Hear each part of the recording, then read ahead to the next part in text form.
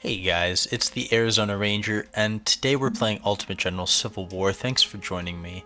And we're starting a Union campaign, so let's hop right into it. And just before we start, there's some speeches during the character creation. I think it's nice that they're in the game. I'm just gonna let them play. They're hard to talk over. Uh, and we can talk about what I chose and the stats when it comes to that screen. When we have to name our guy.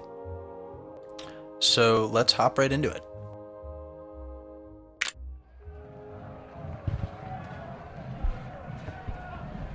A house divided against itself cannot stand. This government cannot endure permanently. Half slave and half free. I rise, Mr. President, for the purpose of announcing to the Senate that I have satisfactory evidence that the state of Mississippi, by a solemn ordinance of her people in convention assembled, has declared her separation from the United States. All right. And I think that's the end of the speeches. And perfect timing indeed. So you saw me go on through there. We've got a 3 in politics, and that's just going to give us a nice money bonus in the beginning of the game. That'll increase as we put more points into it, but this will just be a good starting off 7.5% increase in income and recruits, which is going to be nice. We'll probably lose a few guys, and it's going to be nice to have an extra cushion in our pool there. Economy just makes it a little cheaper to buy equipment for our dudes. Army organization is all about the size of your army. You can increase how many brigades you have in a division, how many divisions you have in a corps, and how many corps you have in general. Logistics is the amount of ammo your units have on the field, and reconnaissance is the amount of information you have about the units, the enemy units, and the enemy army as a whole. And it's pretty useful. You'll be able to see, as you put more points into it, enemy unit counts, their stats, and their morale, as well as other useful things. So we gotta name our guy, and then take the field. I like the name Nathaniel. I think that's a great Civil War era name. So I'm gonna go with Nathaniel, and then I always liked a Mick.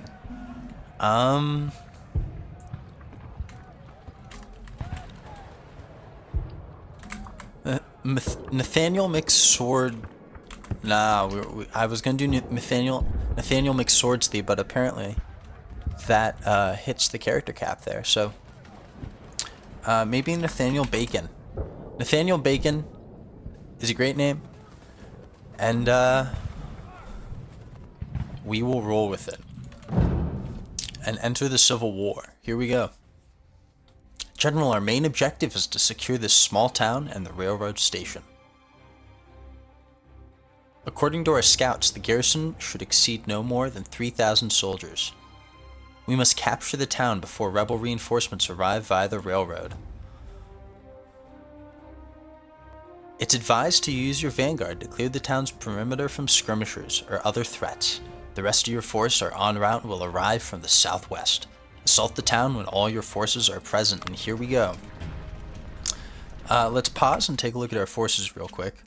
So we've got 2 skirmisher units and a full dedicated infantry brigade here. So Schaefer and Stockton are, they're equipped with the Sharps model 1855, both of them. And Zook's got the Springfield M1842, which is kind of just the most basic rifle you can have, but it's not even a rifle, it's a musket. And you can see that in its accuracy stat. I mean, 12.5 is not great.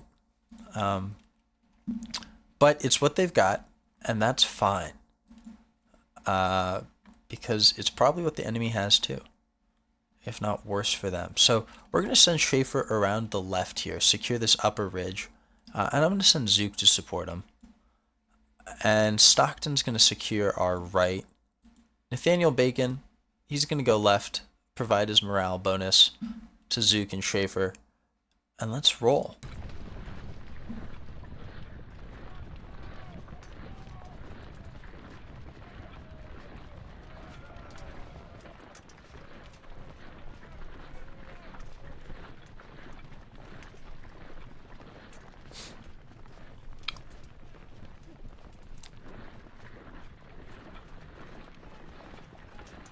Bacon outstripping everyone there. I guess it makes sense he's on horseback. And there they are. And that's the thing, I prefer to equip my skirmishers with long rifles, marksman rifles, just because they can't stand up to too much damage, especially against a full infantry brigade. They don't like being volleyed at pretty consistently. So it's nice when they can stand far back and just take pot shots with a nice marksman rifle. But Schaefer's getting the job done anyway, breaking them with his sharps. Zook didn't even need to push up. Oh, there's another skirmisher brigade there, and Stockton has found a skirmisher brigade down here. So we're just going to clear the perimeter of this town and wait for reinforcements. And then we'll push in.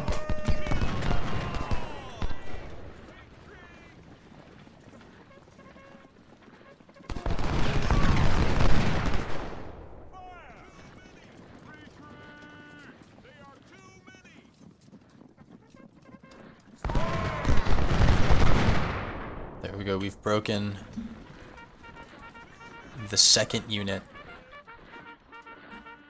of skirmishers. But the first one's come back for more, so we will give it to them as well. And they're just charging. But now Zook's in position to support.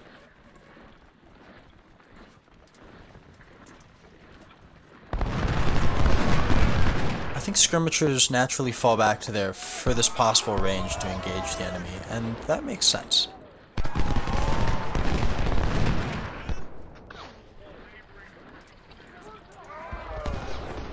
As nice as it would be if they just fired where they stood.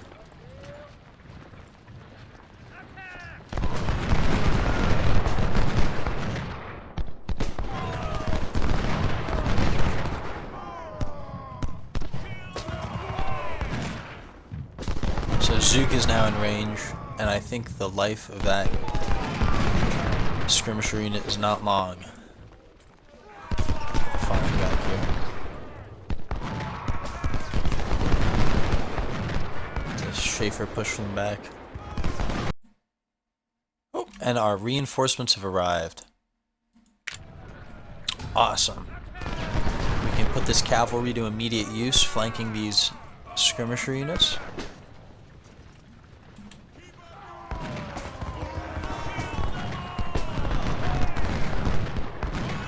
And in fact, we might be able to capture this unit. When a unit's cut off like this from all of its other guys, sometimes they surrender if you can surround them, and I think we can get that here. Just take them out of the field entirely. Which would be great because they keep coming back when you break them like this. They'll rally and keep coming back, and if we can just knock them out of the field entirely, that would be ideal. And I think our infantry can handle it here, yep.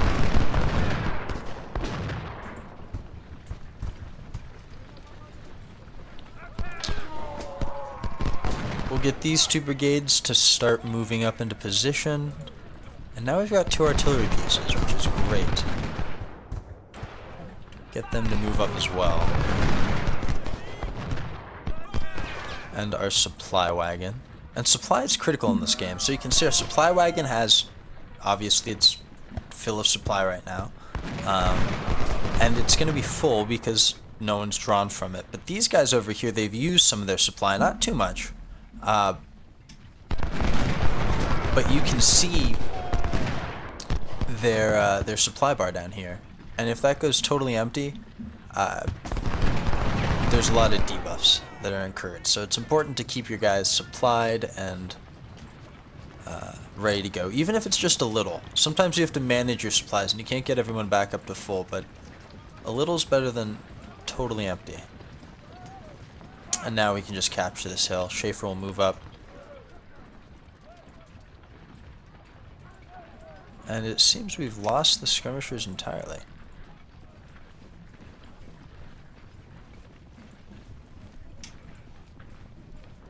Unless they've retreated off the field. I lost focus in this area.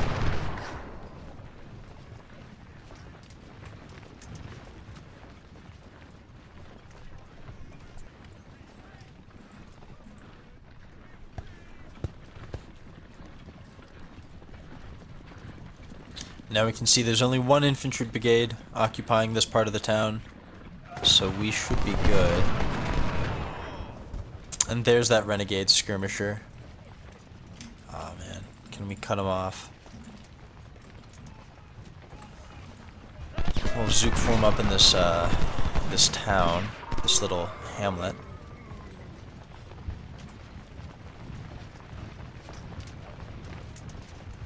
And we can use Schaefer to start picking at McHenry, while our cannons get into position. And we're just going to use our cannons like giant shotguns. They're going to pour canister into the McHenry and hopefully make life pretty uncomfortable for them.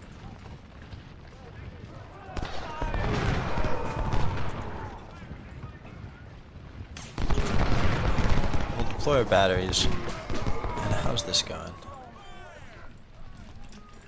Move our general up.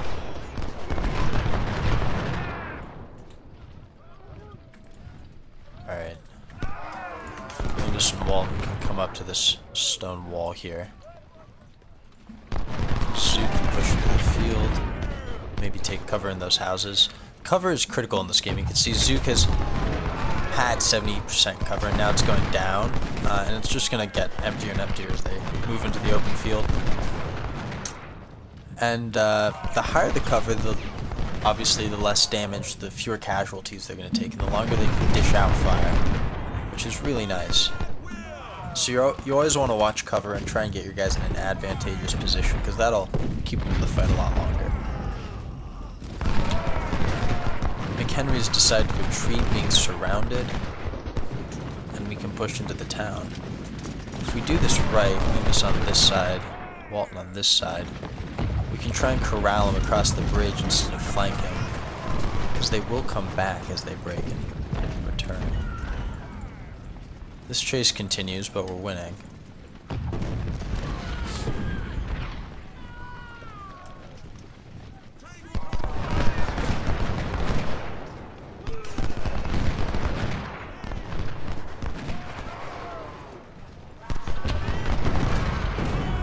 Dish out some volleys there.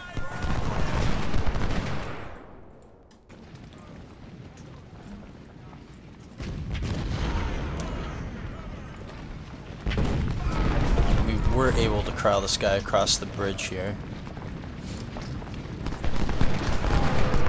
which is great. It means Root will not be supported by him, and we'll be able to shoot at him from the cover of this town. Our cannons can move up as well, start softening up these river defenses. We just need to get around these guys, I think, with our cav. Bacon can move into town.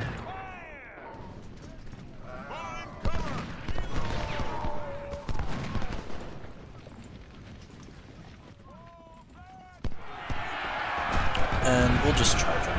We should be able to break these skirmishers with a charge. Maybe they'll even surrender.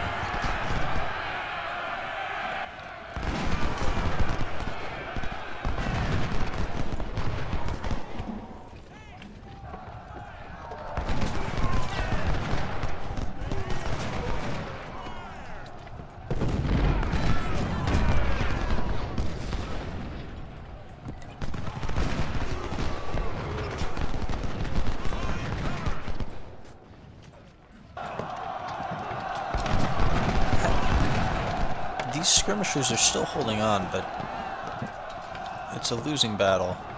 58 kills and 7 deaths. Brislow is slaughtering them.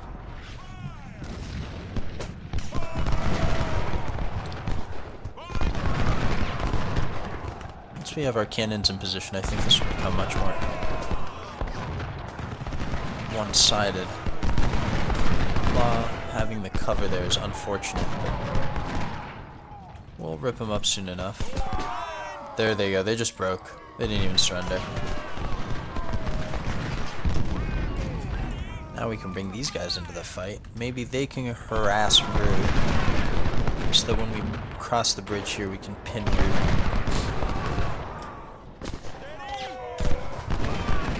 Now we can focus all our attention on Law. The supplies. We've been blasting away for a while.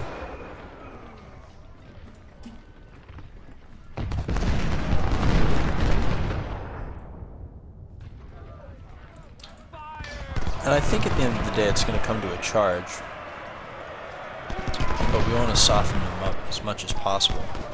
McHenry might be just charging back across the river, which is exciting. No. He's going to form up back there. I was hoping he'd charge across and get slaughtered in our crossfire.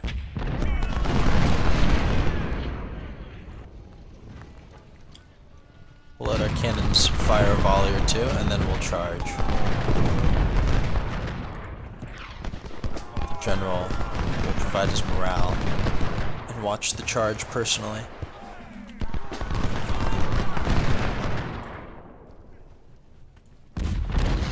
Watch the reload bar here. Scales and woods are going to open up.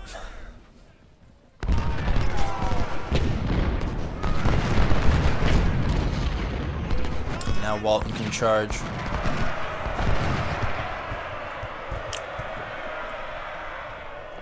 Loomis can follow, and Zook can just support.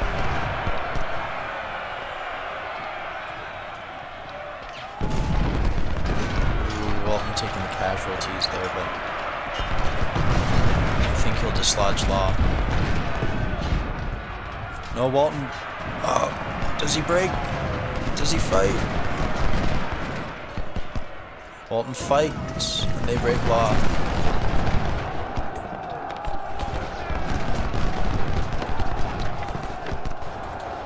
But they break right after. Now we have to fight McHenry.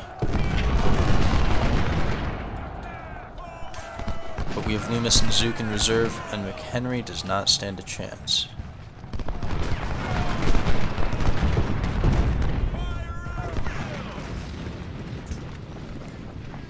Brislow's just waiting to get around.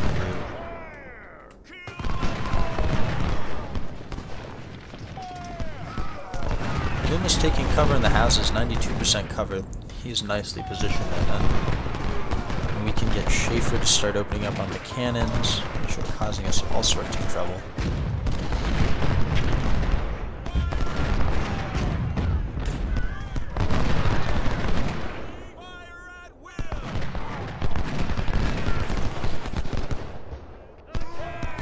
Zook in position, I think.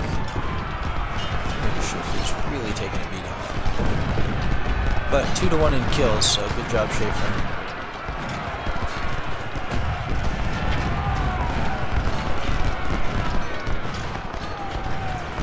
It sounds like there's melee, but I'm not seeing any melee happening. Let's try and get Brislow to flank here. He can break McHenry.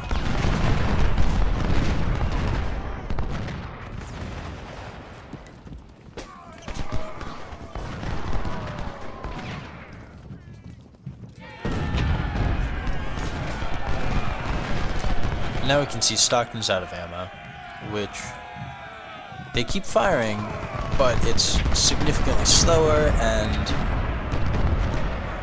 there's a lot of debuffs to their accuracy. Melee's begun. I'm going to detach skirmishers and just charge everyone in. What detaching skirmishers does, the game engine is biased towards a 2-to-1 engagement, no matter how big the 2 units might be versus the 1.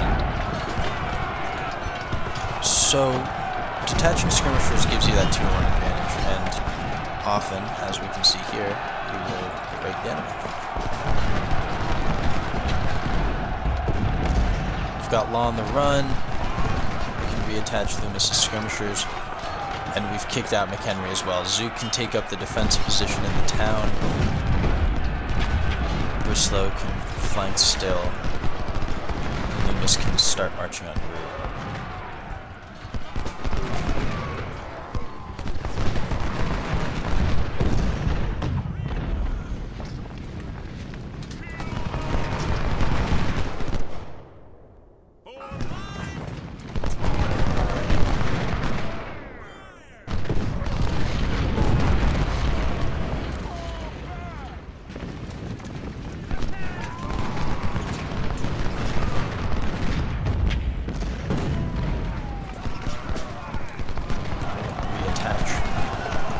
Loomis's skirmishers.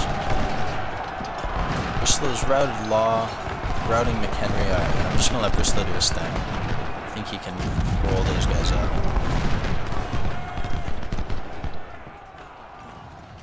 Now Loomis can come take care of.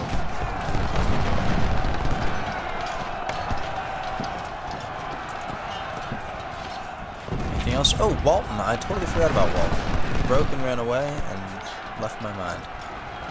Perfect. Walton can help deal with Root as well. Supply truck's fine. Stockton's drawing ammo, which is good. And Brislow's running them down.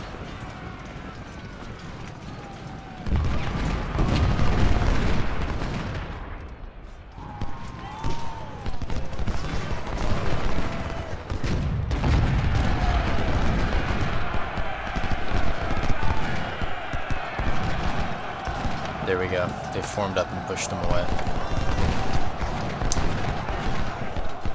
But he got a lot of kills while it lasted. Good job, Brislow.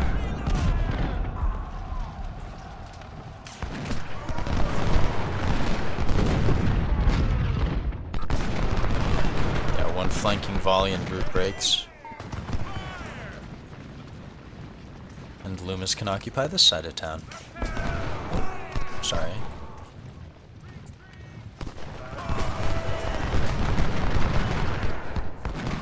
Walton will take the center. Stockton can push across the bridge. And our artillery can finally move up too. As well as General Nathaniel Bacon, whose troops are doing just a splendid job right now.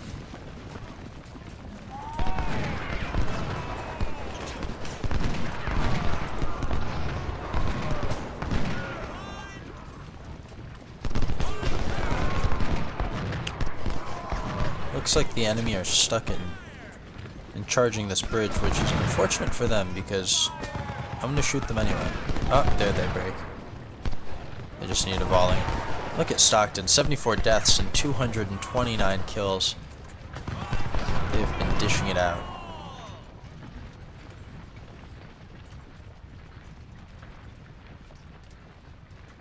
Like our other skirmisher brigade, which I think just totally broke.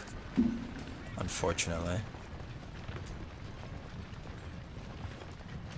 And we can move to... Oh! Rebels, prepare for a counterattack. Alright, so we move to the next phase of the battle. The town is secure, but the rebels are determined to retake it. We have prepared some entrenchments to stop their assault. Multiple enemy regiments approach from these roads, and the most serious threat is the armored train coming down the rails. Without cannon, we will have great difficulty neutralizing it. Alright. The good news is that we've got reinforcements en route, which include strong artillery batteries. They should be arriving in about an hour. Cool. It's going to be a hard fight, General. Ready to receive your orders. And receive them you shall. So first thing we're going to do is pull back, because we cannot hold these outer works, unfortunately. It seems tempting, but we'll just lose guys to pretty horrendous crossfire. They can line up 3 or 4 units. And we get just as much cover in the town, if not more. Condense our lines, give them overlapping fire. Pull woods into here.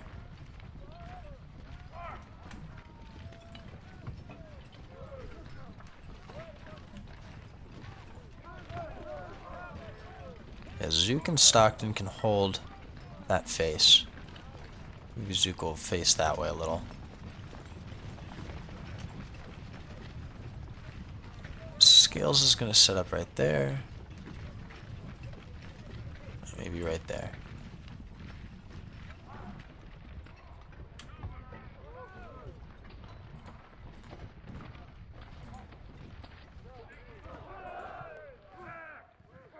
Yeah, and Loomis is just going to kind of hold the center area between Walton and Zook. I don't know what Brislow's going to do. But hopefully those reinforcements arrive soon. Let's pull our supplies back as well. And now move to double speed. There's our opposing general, MacArthur. And here they come.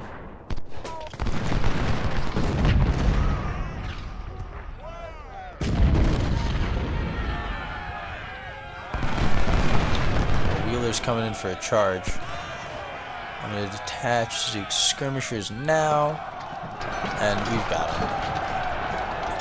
Loomis will fire. Stockton will fire. This cannon will pour it into them. And they're dead.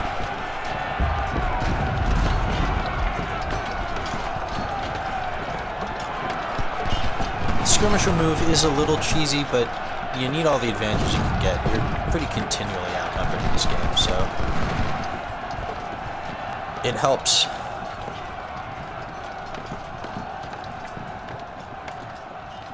Otherwise, melee can be a pretty dicey situation. We don't want Loomis moving too far out there.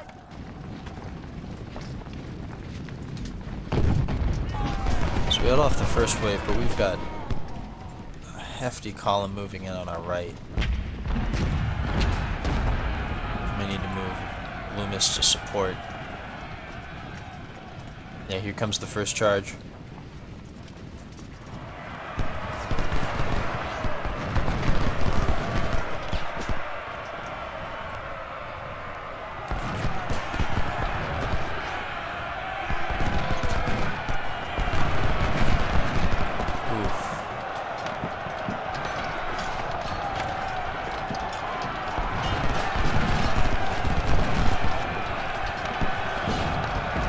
I guess Brislow's just going to have to help. Play Walton skirmishers too and see if that helps.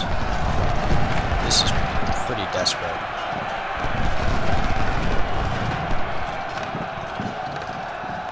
I think Walton's going to have to fall back to the town itself. Can't hold the outer works. Woods will need to fall back to the center of town. Brislow can keep breath. Oh no, Brislow's being flanked as well. Oh, but our reinforcements have arrived. This is great. Move the artillery batteries up. And just in time because the train is coming too. And these three infantry battalions are going to be really... Hopefully they'll come in at just the right moment. Our guys can hold out till then. You gotta get that way too. That's the cool thing in this game is you can draw the path you want your troops to take, but it's also can be unfortunate sometimes because you don't mean to drag them away from the position they're at. Our Walton's broken. Loomis might break any minute. We need Zook in this town.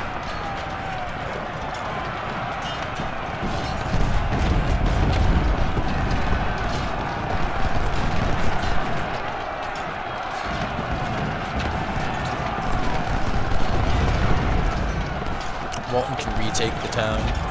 Great. Loomis is fighting for his life. Woods is maybe about to be overrun. And the train is here to cause havoc on the position. Can we bring any cannons to bear on it? Maybe one.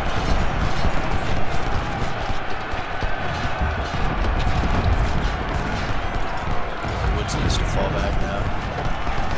So is our general. Alright, we still hold half the town. We still hold half the town. Stockton can come out.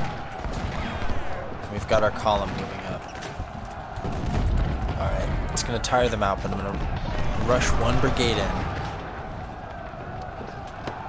They'll be tired, but they can plug the gap. Woods is now holding them in hand-to-hand combat and is in fact wounded in combat. Come on, buddy. Walton's reformed, but is charged by Parrott.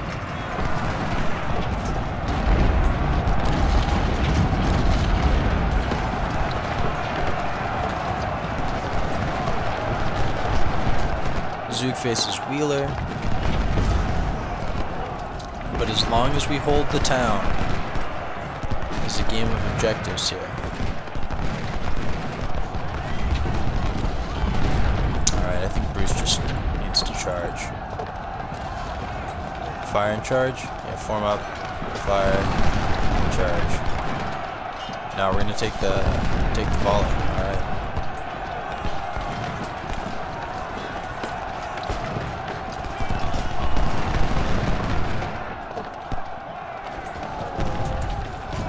Artillery to start firing. We're still holding that side of town.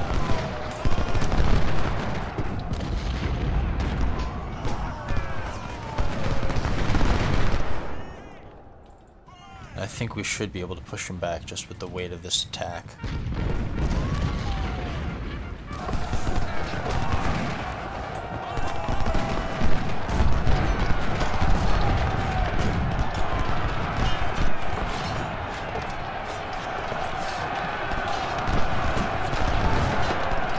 There we go. Yeah. They're losing a lot of guys. Our cannon won the train battle, apparently.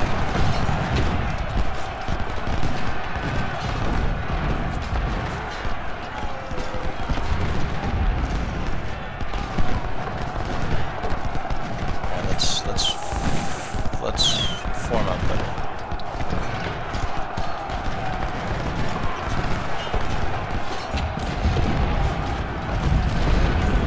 Is ready to go back into action. Stockton really chased him out there.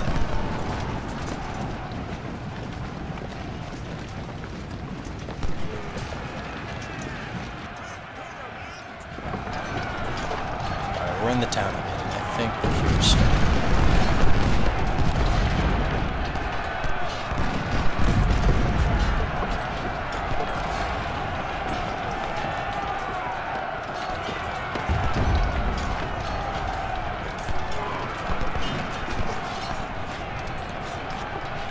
Push our units to the edge of town.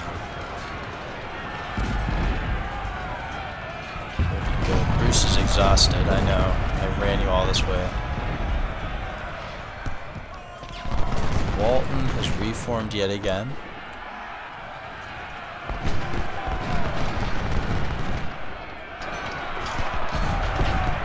They just keep coming.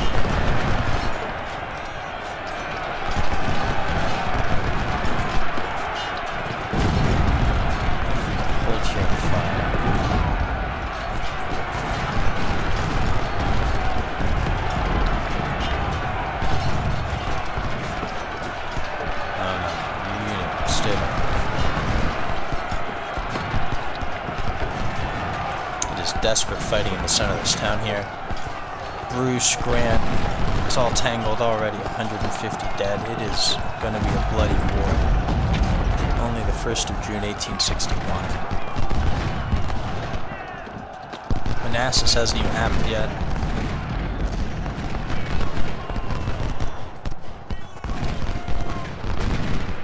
We are already learning the price of freedom.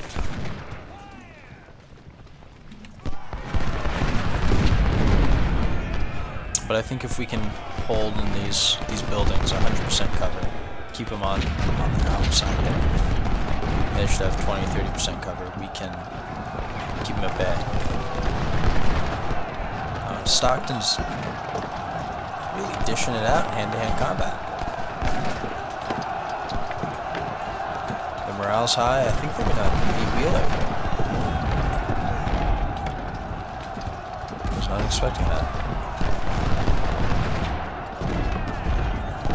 Maybe they won't.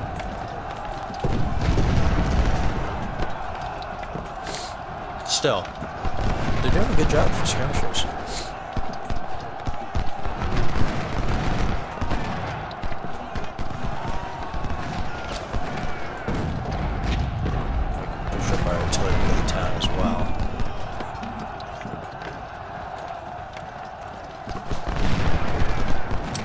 up to double speed. Now that we're on the defensive here, it can get a little tedious.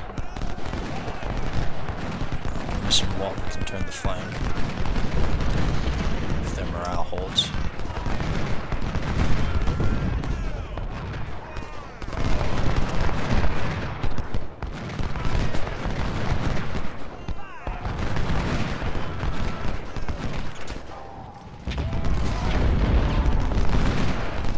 Oh, we've got Parrot stuck in a pickle.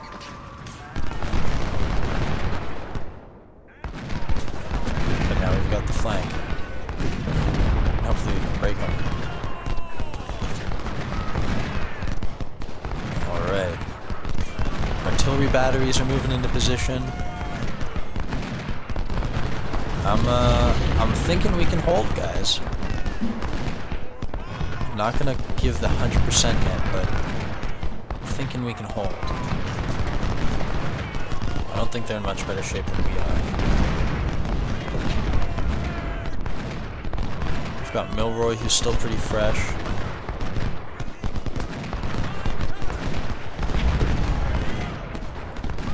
Zook's doing great, 100% condition. He's been holding it like a champ.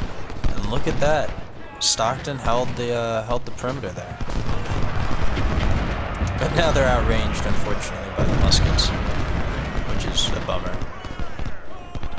And looks like Walton's finally broken from a charge by skirmishers. Tragic.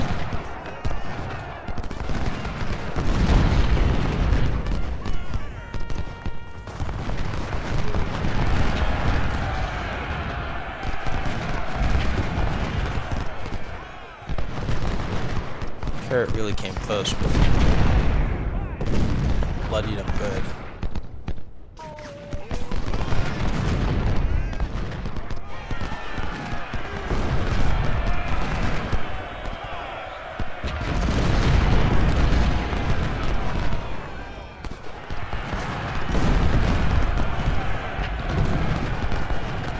Come the last minute charges.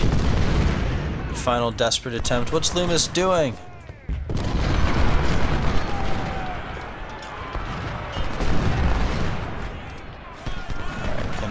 Reform in time, yeah. And there we have it. We've held Philippi. All right, let's go before we take any more casualties. There we can see we didn't do too bad. We lost just about 1,800 guys, but inflicted 4,100 losses on the enemy. We can see we achieved all our goals, and if we really wanted, we can sort through all the units here. Let's see who got the most kills. Zook and then Loomis. And Loomis really paid for those kills. Zook took some casualties, but held it together pretty good. Alright, let's move on. So that was the very first battle, our tutorial battle, and we got the Civil War Campaign Medal.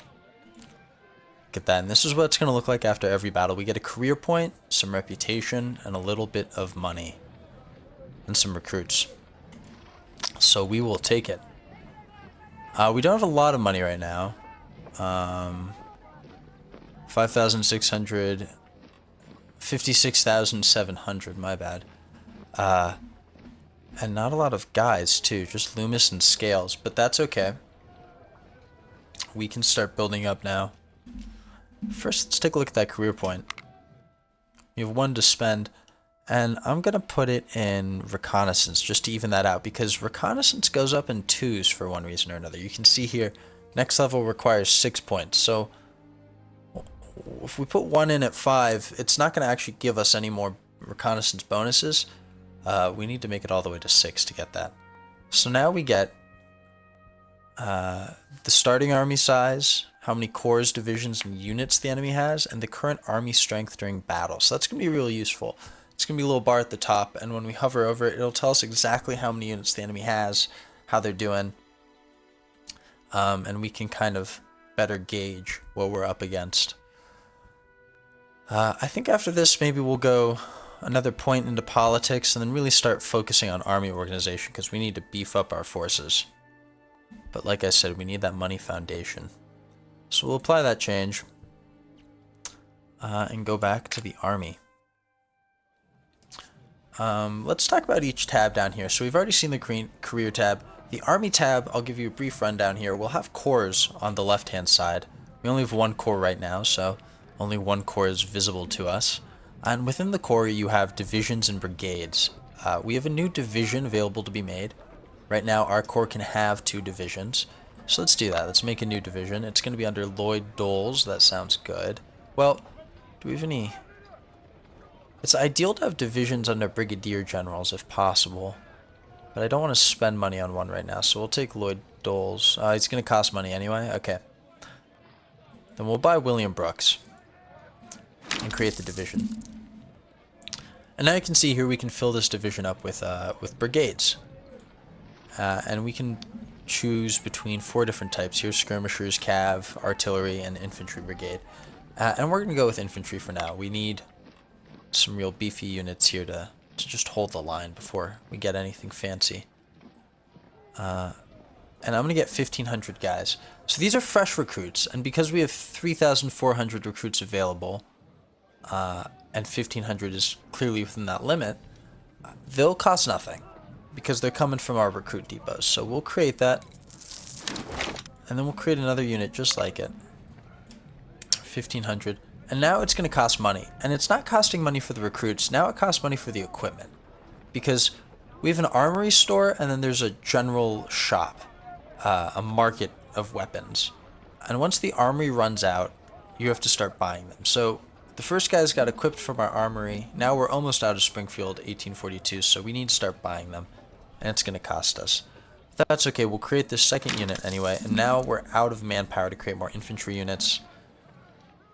At least effectively large ones.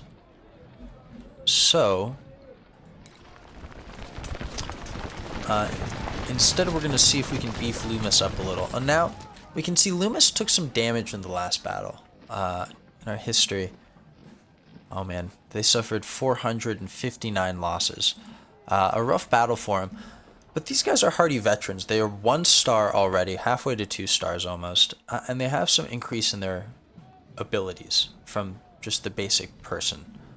So I don't necessarily want to replace them with rookies, which is what it's set on right now. If I replace them with rookies, you'll see here the experience bar for the whole unit goes down, their abilities get worse, and it's just not great. There's a whole decay of their effectiveness overall, and that's because new recruits have no idea what they're doing in battle. But if we get veterans, it's going to cost us a lot more, because veterans cost money. They're not drawn from our rookie pool like the